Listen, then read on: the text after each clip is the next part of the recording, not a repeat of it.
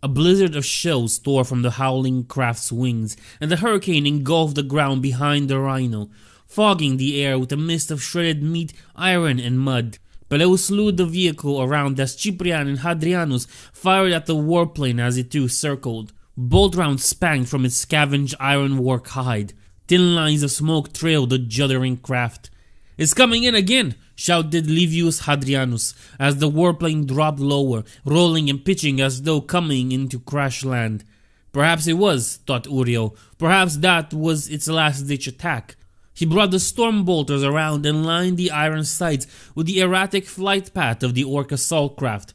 It roared towards them in a looping, veering course, miraculously evading the streams of las and bolt rounds punching the air around it. Enormous shells tore a weaving path towards the rhino. Meter-deep trenches were gouged in mud. Uriel couldn't tell if they would hit. His own shells ripped a blazing path through the air, maddeningly refusing to marry up with the warplane's lunatic trajectory. Time slowed as the warplane dropped lower.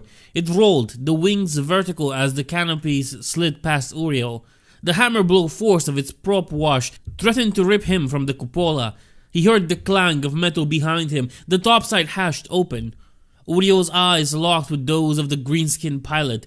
Encased in furred leathers, smeared glass goggles, and a spiked pot helmet, the bestial creature's eyes were coal red and pitiless. Its porcine jaws open wide with savage glee, monstrously tusked and spattering the canopy with caustic saliva. The warplane thundered past Uriel. Standing behind him on the upper deck of the Rhino was Petronius Nero. He leapt combat shield held in one hand, his honor blade sweeping out in a blindly swift arc. It clove through the cracked glass canopy and sheared the orc pilot's head cleanly down the middle. Stinking greenskin blood exploded over the inside of the cockpit, and then the tail struck Nero, slamming him 50 meters out over the mud. Uriel watched him twist in the air, bringing his legs around to land in the skidding slide. The Ork Warplane remained airborne for 100 meters or more before its nose dipped and the leading edge of its wing plowed the mud. It cartwheeled and came apart, exploding into a million fragments of flaming debris. Peleus angled the rhino to intercept Petronius Nero, who climbed aboard as if leaping from a moving vehicle to attack a warplane was the most basic move taught by the swordsmasters of Macragge. Brutus Cyprian slapped the champion on the back, congratulating him on the kill, while Livius Hadrianus just shook his head at the recklessness of the young.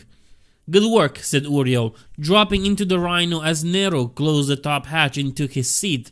The champion nodded, but said nothing, cleaning the blood and oil from his slender blade.